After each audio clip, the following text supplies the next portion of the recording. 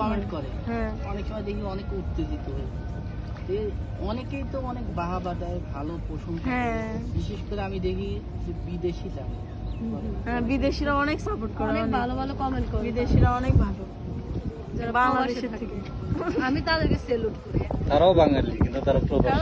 বাঙালি হলো তাদের মন মাইন্ডের সাথে না আমাদের বাংলাদেশে যারা থাকে এদের কোনো মিল নাই। এরা মনে করে যে আমি একটা কথা কইতে পারলে আমি বড় হয়ে গেলাম, কিন্তু প্রবাসীরা সবসময় চিন্তা করে যে তারা যে কাজটা করছে এটা কি ঠিক করছে কিনা, তারা বিবেচনা করে একটা কথা বলে। কিন্তু যারা বাংলাদেশে আছে এদের কোনো বিবেচনা নাই, সবাই না, কিছু কিছু মানুষ। তারা তো ওই দেশে যায় দেখে যে সৌদি আরবের, ওমান, কুয়েত, কাতার এগুলা দেশে এক একজনের 3-4টা করে বউ। কিন্তু এই জিনিসগুলো বুঝতে পারে, তারা জানে যে এই দেশের কালচার আর আমার দেশের কালচারের সাথে কোনো মিল নাই। আর তারা যে দেশে গেছে ওই দেশে এক একটা মানে আরাবিয়ান না, আরাবিয়ান যারা আছে পুরুষ, তাদের এক একজনের 3-4টা করে বউ আছে। তারা ওইগুলো দেখে তারা বুঝতে পারে যে না 4-5টা বউ থাকা এটা কোনো বিষয় না। এই কারণে তারা ভালো ভালো কমেন্ট। আমি লাইভ নিজেও দেখি, লাইভে নয়ন ভাইকে একটা কথা সবাই বলে, সেটা হচ্ছে উদ্দেশ্য হচ্ছে কাকি, কিন্তু মেইন হচ্ছে সোর্স হচ্ছে না, যে বলে যে বড় বউ অনেক ভালো, কিন্তু স্বামী অনেক হচ্ছে কি যেন বলে স্বার্থপর। এর ব্যাখ্যাটা কেমন বলে যে বড় বউ যেভাবে বলে রাজি করাইছে যে আমাকে না, আমার স্বামী আমাকে রাজি করেনি, এটা ভুল, এটা মানুষের ভুল। স্বার্থপর বলে না, স্বার্থপর না, স্বার্থপর যারা মানে তারাই হলো যে কমেন্ট লিস্টে এসব আজে বাজে কমেন্ট করে যে এইগুলো মানে কিভাবে গন্ডগোল করা যায়, কিভাবে সংসারে অশান্তি করা যায়, এরাই হলো স্বার্থপর। আর যেটা হলো আমার স্বামী হলো স্বার্থ সারা ভালোবাসা দিয়ে আমাকে আপন করে কাছে লিছে। আমার স্বামী কোনোদিন স্বার্থপর না, এটা ভুল কথা। এটা আর একটা প্রশ্ন করে যেটা হচ্ছে লাইভেই প্রশ্ন বেশি আসে, যেটা যে ছোট বউয়ের আগে একটা বেবি হোক, তারপর দেখা যাবে যে কেমন এই বিষয়টা। ও তো এখনো বলতেছি, ও কালকেও বলছি, তার আগেও বলছি যে একটা বাবু নেই, বাবু নেই, আমাদের নিষেধ নেই। আর বাচ্চা কাচ্চা তো এটা হলো আমার থেকেও আসতেছে না, ওর থেকেও আসতেছে না, এটা নয়নের বংশ, এটা আমার বংশ না, ওর বংশ না, এটা তো আমার হাজবেন্ডের বংশ। এটা আমার কি, আমার কোনো যায় আহে, আমার ছেলেও আমার হাজবেন্ডের বংশ, আর ওর ছেলেও যদি হয় মেয়ে হয় ওরও হাজবেন্ডের, আমার হাজবেন্ডের বংশ। না না, বলে যে আপনাদের মধ্যে এই যে এত মিল, এই মিলটা থাকবে না যখন আরেকজন অতিথি আসবে। না, এটা ভুল। এটা প্রমাণ করতে হলে আমরা কিছুদিনের ভিতরে প্রেগনেন্ট বানাই তারপর আপনাদের দেখা দিই। জান আপনি ও কি প্রেগনেন্ট বানান?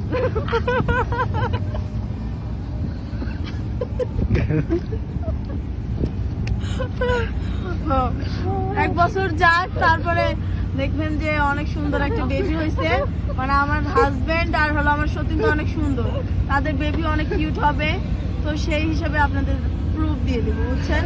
1 বছর ওয়েট করতে হবে। আল্লাহ আমার ওটা আমি পানি তুলে দিই।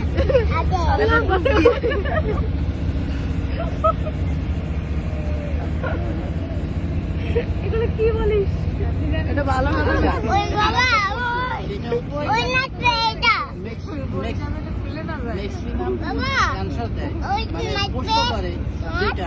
সেটা হচ্ছে যে কি যেন বলে, আপুকে প্রশ্ন করে, একটা পূর্ণিমা আপুকে একটা প্রশ্ন করে যে আপনি স্বার্থপর ওই দিক দিয়ে যে যখন স্বামী, এখন যে বর্তমান স্বামী, তার সঙ্গে যখন আপনি প্রেম করেছিলেন তখন কেন আসেন নাই? এখন ওইখান থেকে সেরে আসার পর আপনি স্বার্থের জন্য চলে আসছেন এখানে, কেউ নাই আপনার, এই জন্য চলে আসছেন।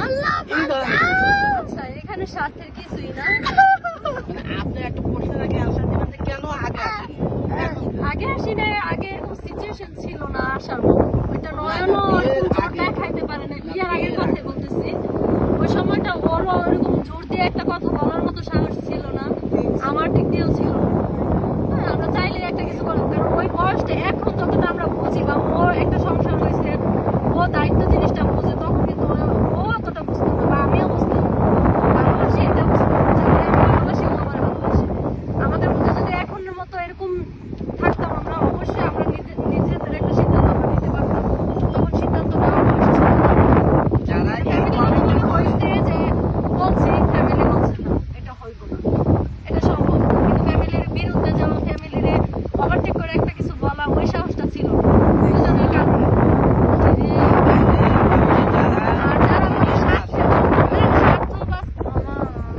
এখানে স্বার্থটা কি? আমি এটা অডিয়েন্সের কাছে আমার প্রশ্ন যে স্বার্থে যে বলবো যে স্বার্থে, আমি যদি আমার স্বার্থ না তাহলে আমি নয়নের কাছে কোনোদিনে আসবো না। আমি আমার স্বার্থ দেখে আমি একটা ভালো ছেলের কাছে যাইতে পারতাম, টাকা পয়সাওয়ালা লোকের কাছে যাইতে পারতাম, কারণ আমার অনেক ভালো ভালো জায়গা থেকে বিয়ে আসছে, যেটা এখনো আমারে বলে চলে যাও, চলে আসো চলে আসো। আমার ফ্যামিলি এখনো বলে আজকে যদি যাই কালকে আমারে তারা অন্য জায়গায় বিয়ে দেবে। তাহলে এখানে স্বার্থের কি আছে? আমার হাজবেন্ডের কি 5-10 লাখ টাকা আছে ব্যাংকে, 4-5টা বাড়ি ঘর আছে যে আমি ওইটা দেখা স্বার্থের জন্য আসছি?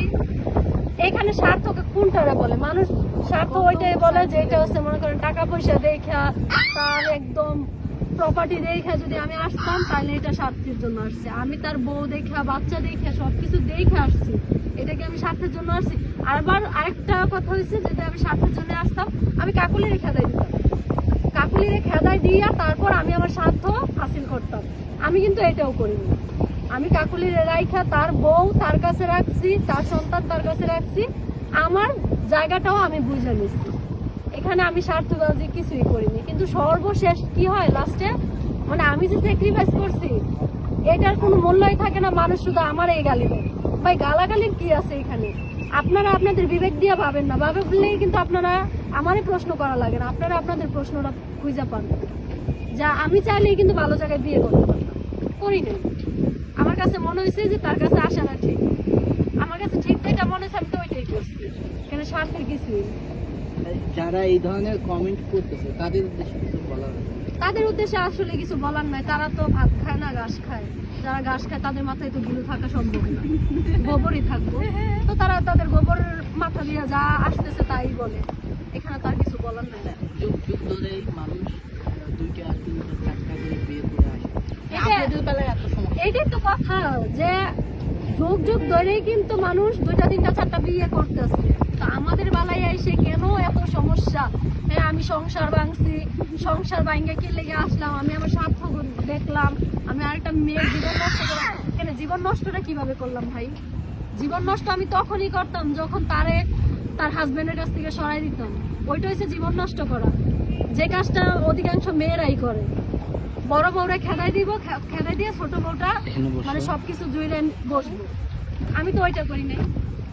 আচ্ছা, আমি- আর একটা প্রশ্ন আপনাকেই করে বেশি, বলে যে কালা জাদু করেছে।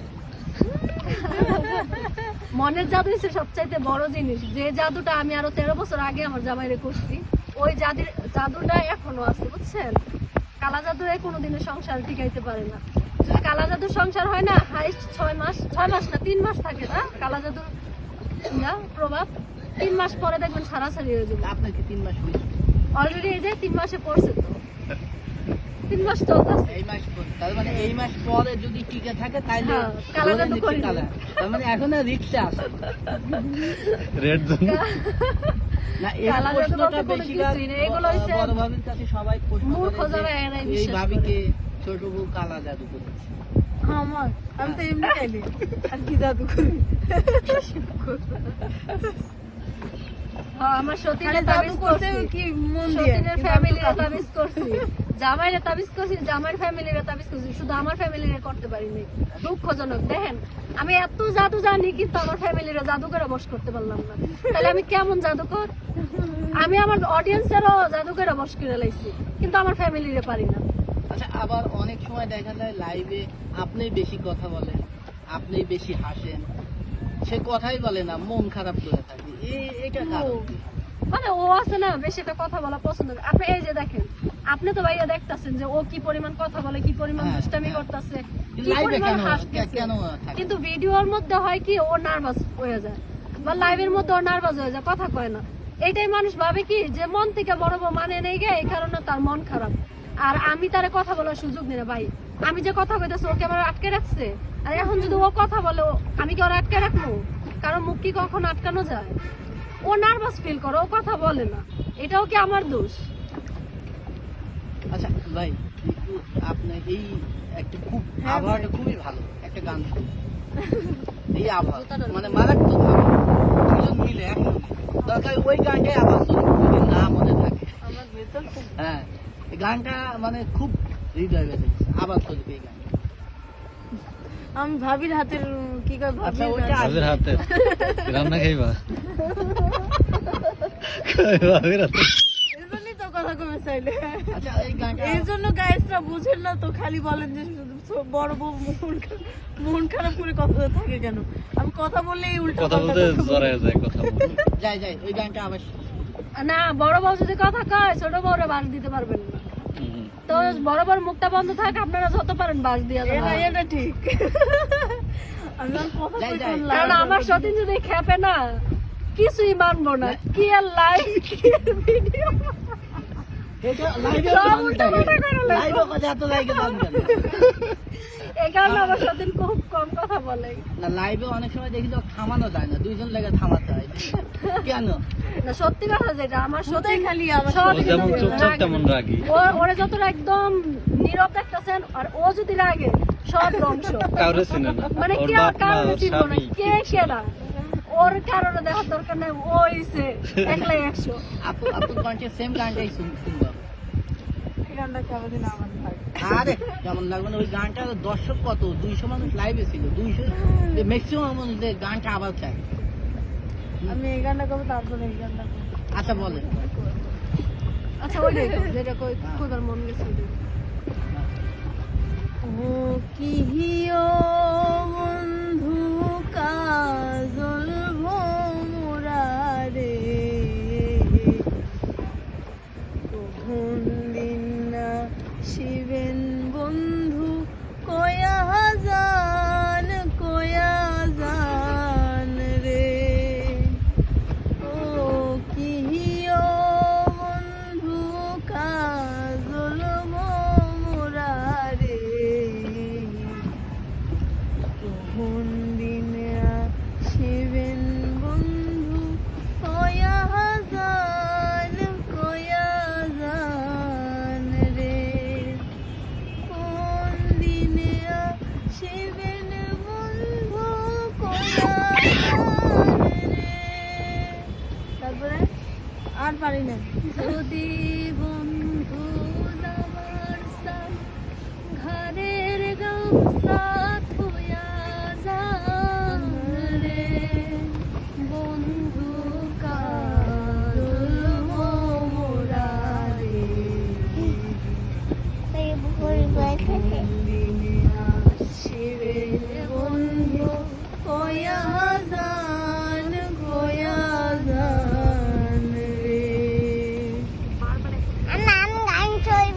গান গাইবা? বলো আপনি বলেন আপনার গান।